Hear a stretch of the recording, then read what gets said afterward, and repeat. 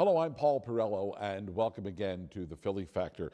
Needless to say, when disaster strikes, it places an enormous amount of stress on family and loved ones. It's picking up the pieces, trying to move on, but it does leave people vulnerable, fearful, worried about how they're going to move on. There are many agencies that do a tremendous job helping those people in our area, and many of those agencies help in finding places for those people to live and to support them until they can get back on their feet. But oftentimes people worry about their furry friends, their pets, who may be displaced as a result of fire, a building collapse, gas leaks, hurricanes, and flooding. Well, there's an organization here in Philadelphia committed to working with the American Red Cross and other public and private disaster relief agencies, social service organizations, and animal welfare organizations to provide emergency assistance to animals involved in fires and other residential disasters. The Red Paw Emergency Relief Team has been working in the Philadelphia area for many years. It's the result of the work of my guest, who's brought along a furry friend you may hear in the background here. But we're going to welcome, first of all, Jennifer Leary. Jen is a former Philadelphia firefighter, Red Cross emergency responder. She joins us here on the program, and she's brought along her friend Dee Dee, who we'll see in a little bit. Jen, I want to welcome you to the program. Thank you for having me. I was truly amazed at the work of your organization and was so glad that there is an organization out there like this. I mean, in the headlines every day, we hear of, house fires. We hear of, gas main leaks or explosions. Yep. And people are displaced. They're running for their lives. They're trying to get out of the house, and oftentimes they're grabbing for their dogs and cats, and most oftentimes they're able to get out. But sometimes the animals are left behind. Correct. Yes. And so, your work as a firefighter? You probably saw it better than anybody else. What these families go through, not only to get out sometimes with just a shirt on their back, but then the panic that sets in when they realize that Rover or Spot or Betty or Kitten or whatever doesn't make it. They don't make it out. Right. Yeah. And that's kind of how this all started. Between going to the fire scenes as a firefighter and then also as a Red Cross responder, and seeing just how much of a need there was. People had just lost everything, and they were now placed with this reality that they either didn't have any place to go, they didn't have a place for their animals to go, and they weren't even sure if their animals were okay, and there just wasn't anybody really on scene to provide the guidance or the resources to help their pets, their family members, essentially. Yeah, sure, they are extended family members. Oftentimes, the Red Cross steps in many times, Yep. and they will help relocate the family until they're able to get back on their feet. But then the family's worried about, well, what are we going to do about our pets? Because Yep.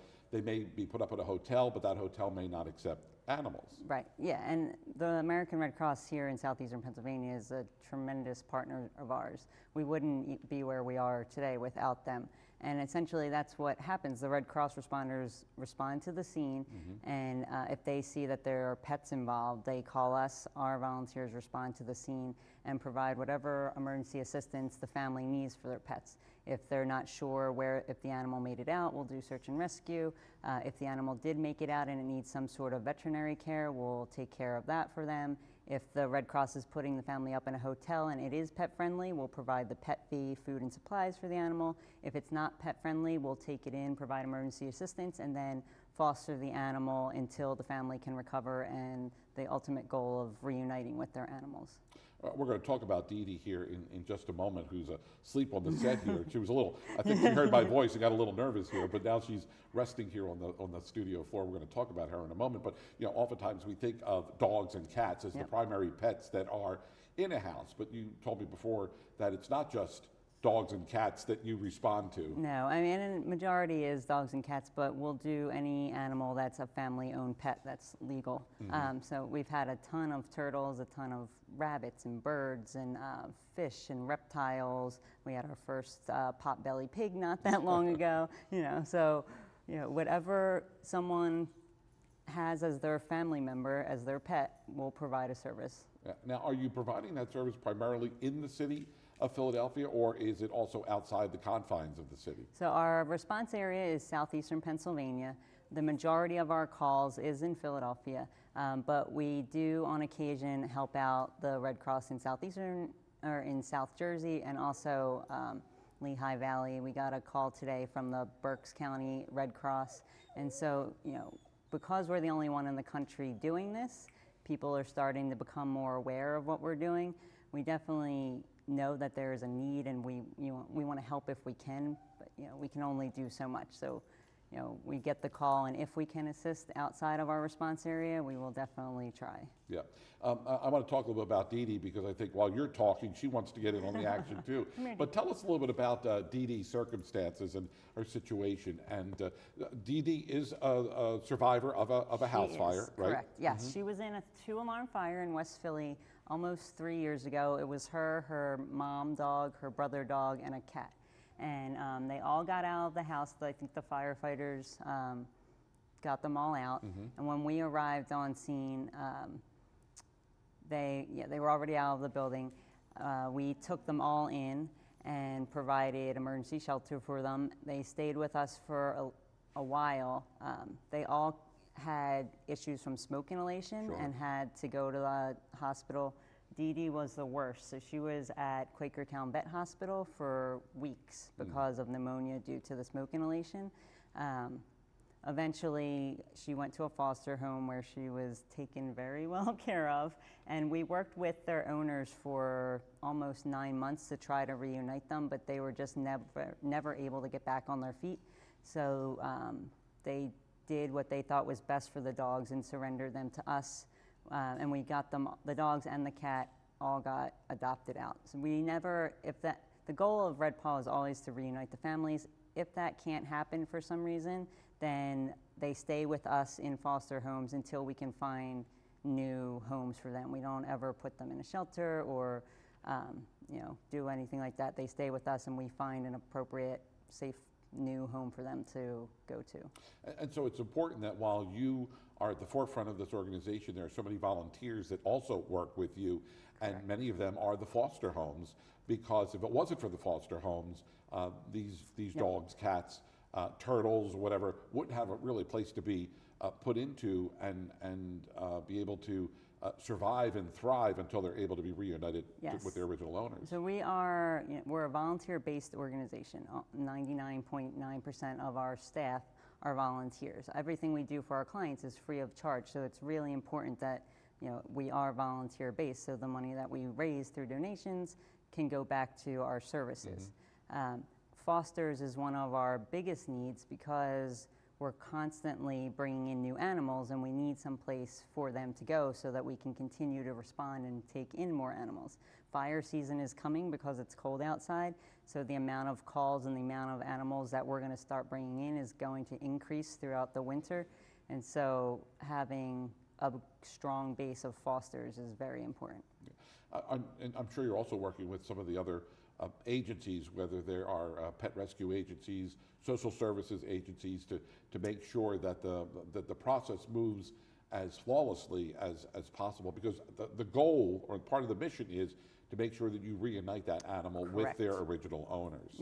Yep. So we have a really good working relationship with the Red Cross. We have a great relationship with the Salvation Army and other organizations, the Office of Emergency Management. We were just added to the city's emergency response plan this year. Or last year, I'm sorry. And, but we do a lot of the follow-up work ourselves. So we have a volunteer caseworker who checks in with the families once a week. We have a foster coordinator who checks in with the fosters once a week. We have a wellness coordinator who takes care of all the animals' health needs. We get them all spayed, neutered, and vaccinated for the clients free of charge. All the wellness appointments for the animals while they're in our care are free.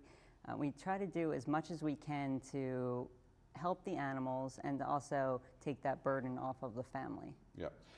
And now looking at Dee Dee, and she's laying there on the floor, you know, she looks like she has been pretty much recovered from her ordeal. It has been a while, but she still has some, does she still have some issues as a result of that smoke inhalation, or, you know, is she pretty much thoroughly recovered? I think she's thoroughly recovered. I think because she was so bad, she's always going to have some residual issues with breathing or upper respiratory issues, but she lives with a vet tech, so it's nothing that she can't handle, and she's, as you can see, spoiled rotten, very well cared for.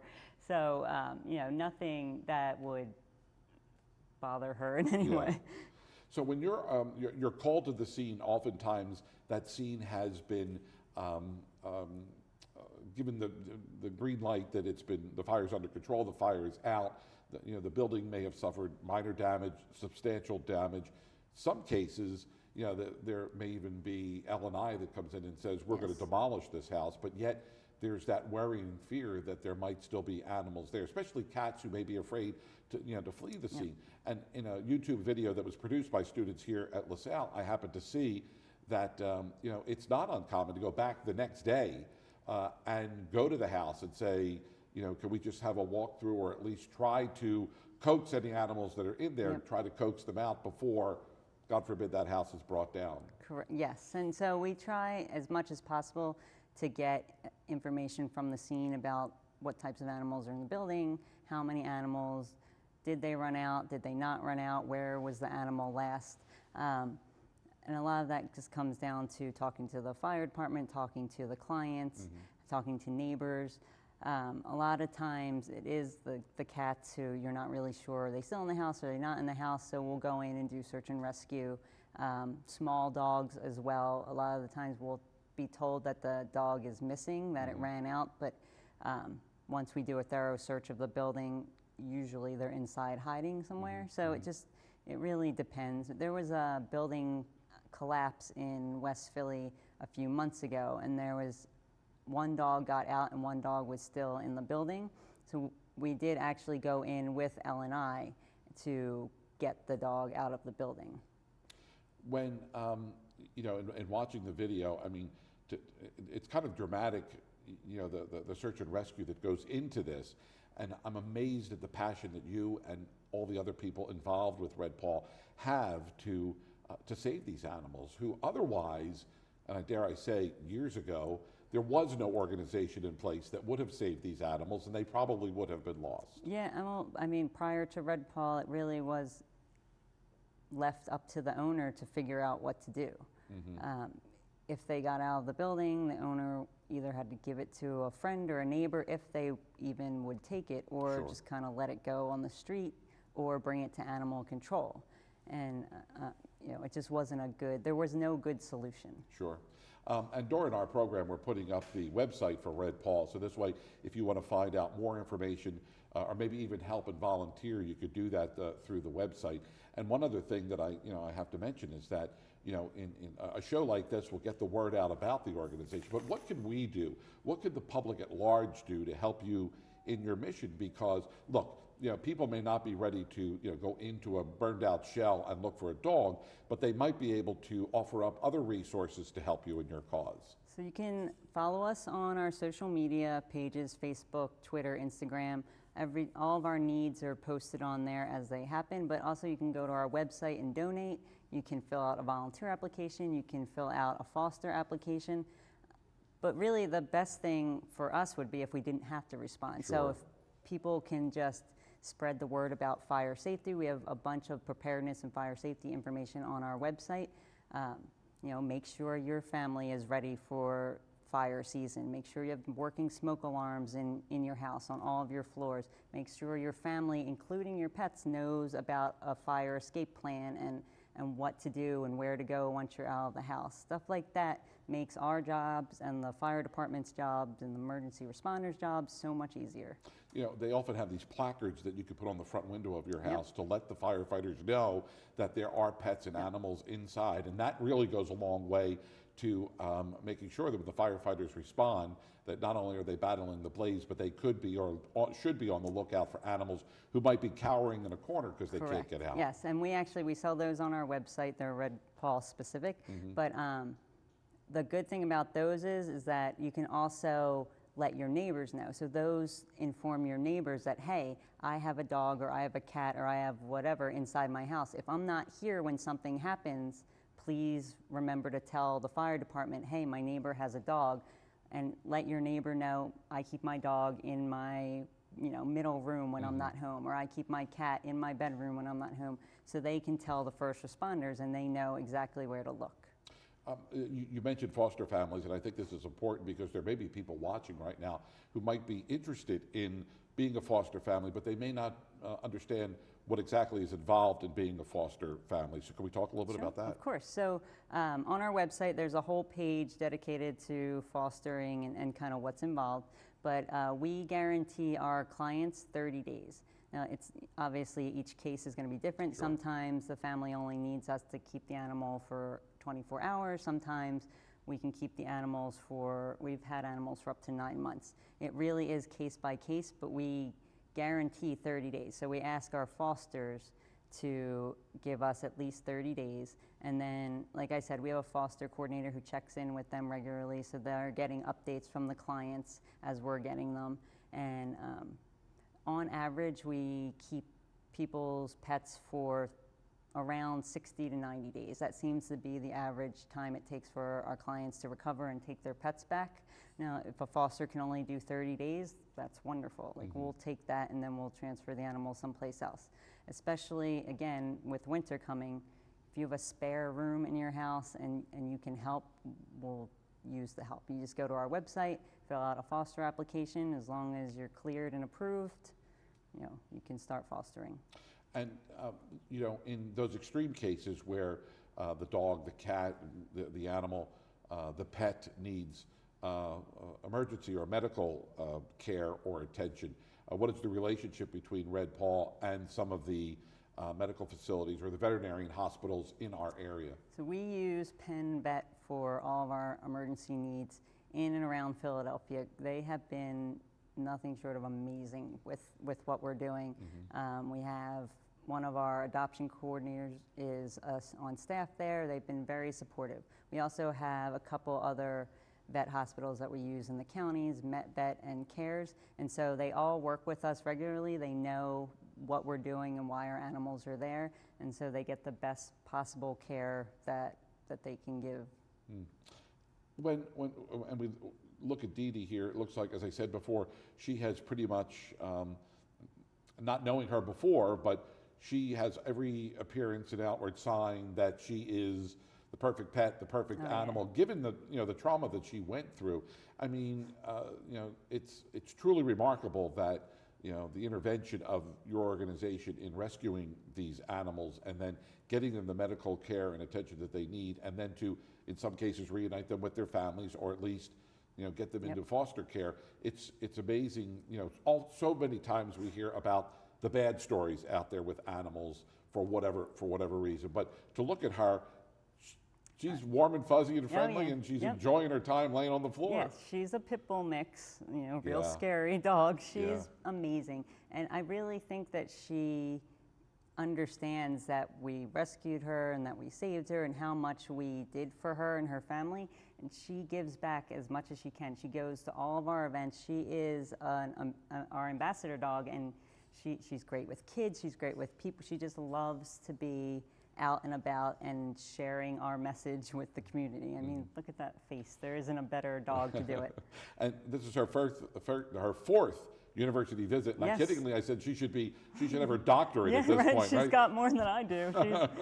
She's been schooled a few times. Yeah, absolutely. And you also told a story before time that that there were some kittens that she sort of mothered for a little bit because those kittens were also foster, they were rescued and they had nowhere to go, and so they were part of this family, and there she was. Yeah, so the kittens were in an apartment fire in Westchester. Their mom cat had died, and so the kittens went to Dee Dee's house. Dee Dee's mom, Mary, was fostering them, and every morning and night, Dee Dee would go in and would clean the kittens for them because they didn't have them. The mom wasn't there to clean them. We're talking about you, Dee Dee. We're talking about you. She would clean them and play with them, and they would sleep with her. She was so gentle with them. She was like their surrogate mom. It was really sweet. Yeah, and again, as you say, you know, pit bull mix, oftentimes the They pit get a bull bad doesn't rap. get, yeah, they Yep. get, they get a really bad reputation. And if anything, you know, she serves as a great ambassador dog for Yep. for your organization. Yes, yes, and for pit bulls as well. Yeah, she's been amazing. Yeah, and so this is now your full-time passion. You retired from the fire department. I did in January, And you yes. have jumped headfirst, and I'm sure you were headfirst involved in the organization even before you retired, right? Yes, yes. It Yeah. was a hard decision, but you know, this is Red Paw has really taken off, and so we needed to really move forward with providing the best services we can. So I retired in January from the fire department, and still I work very closely with the Philadelphia Fire Department, so they have been amazingly supportive as well, and which is good. So I still get to see, you know, my fire department family. I get to see them on scenes, and so that helps as well. Yeah, I was going to say, because given the fact that you're a former firefighter arriving on the scene, they're not, you know, they know that you're well credentialed in Yes. firefighting, and they know you know what you're doing. You're not just some volunteer that's showing up, Right. and they're going to, you know, storm the burning inferno and trying to get Yeah, the that's animals very out. Right. important to me and to the organization, that the people that we have on scene are well credentialed, they're trained, and they know what they're doing when they go on scene, that we're not in the way, that we're not putting ourselves at risk, we're also not putting anybody else at risk. And so, yeah, we have a very good working relationship with the fire department. They know why we're there, they know that we're trained to be there, and it's a good working relationship. You mentioned, you know, those placards that you could buy off of the website, Yes. that you could put in your front window, also telling neighbors where you might keep the animals in the house. But it's also important to have, for the family in general, a good fire escape route Yes. and drill that you practice in order to make sure that everybody gets out safely. And you know, it's so important to not necessarily think of think of the pets as an afterthought. They are part of the family, and they do need to be part of the planning process and Correct. the planning stage to get them out if in the event. And we're not just talking fires here. I mean, you know, we've seen Yep. our share of, you know, natural disasters that have ripped through the, you know, through our region. So it's important to also keep them in mind. Yep. When you're doing your fire escape plan, be sure to include your pets. You should always have 2 ways out of the house, so make sure that you're thinking about that when you're going through it with your family. Keep leashes, collars, cat carriers close by, so in the middle of the night, if you have to grab your cat and go, there's a carrier that you can just throw them in. And practice with your animals. Practice pressing the smoke alarm to go off so they don't run away from you and get scared, that Sure. they know to come towards you and you can go out together. Practice putting your cat in a carrier. At 2 o'clock in the morning when the smoke alarm is going off is not the time to realize that your cat's not going in that carrier or you don't know where it is. Yeah. But it's always, the most important thing is to just get your family out safe. If you can't get your animals out, that's what we're for. We'll go in and get them. But, practicing ahead of time really will make that stressful situation just a little bit less stressful. And are there other organizations that now are looking at you as the model for similar type of response agencies in other parts of our area or even across the country? We've gotten so many requests for people all over the country and even a few outside the country who really want us to start opening other chapters, and we are in the process of working with lawyers and consultants to kind of figure out how to expand next. Most of our financing right now comes through individual donations. Once we can get funded, we absolutely want to expand, and our goal is to go national because we know that there's such a need. And so, we're taking it slowly, but eventually we do plan on expanding. And again, if people want to donate, they could do that through the website. Absolutely. Because, it's such a vital resource. I mean, you do need money to carry out your mission. Yes. And, it's also important to volunteer your time. If people want to volunteer their time, they could do that also through the website. Correct, and it's just our name.org, redpawemergencyreliefteam.org. So this has got to be as a firefighter, your work is very, very fulfilling, and I'm guessing that this is equally fulfilling because you're not only saving an animal, but in many cases, most oftentimes, you're reuniting that family who may not feel totally whole until Rover is back in the house or the cat is back with the owners. Yeah, this is, for me, the perfect job. I'm a crazy animal lover. I also was very passionate about the fire department and emergency response. And so to be able to put those two things together and also help the way that we're helping people, yeah, it's pretty great. Yeah. Again, mention the website where people could go and get more information. We'll also put it up on the screen. Thank you very much. It's Red Paul emergencyreliefteam.org. redpaulemergencyreliefteam.org. Correct. Make sure it's .org, and you can find out more information about the organization. If you want to volunteer your time, if you would like to be a foster family, they would love to have you. And of course, donations, monetary donations, are so vital in helping them move the mission forward. And of course, as we enter the winter months now, with the holidays just around the corner and light displays and all that stuff that goes up. I mean, the mission of the fire department is to inform and educate people about fire prevention, and this is also important when it comes to our animals. Absolutely. All right. Well, I want to thank you, Jen, for being with us here on the program. Thank you very much. I Thank you for appreciate bringing Dee Dee along. She was great, right? She was great. She's been, she's been quiet, nice. She's just sitting there. I don't think we're going to get her to leave. I think she's here for the next few shows. So she can't sit here. You can interview her. yeah, exactly. And trust me, she probably would answer my questions. I'm sure of that. So I want to thank you again. You can go to the website, find out more information there. Until the next time, I want to thank you for watching us here on the Philly Factor. My name is Paul Perello. Have a great day. And we'll just sit there and do the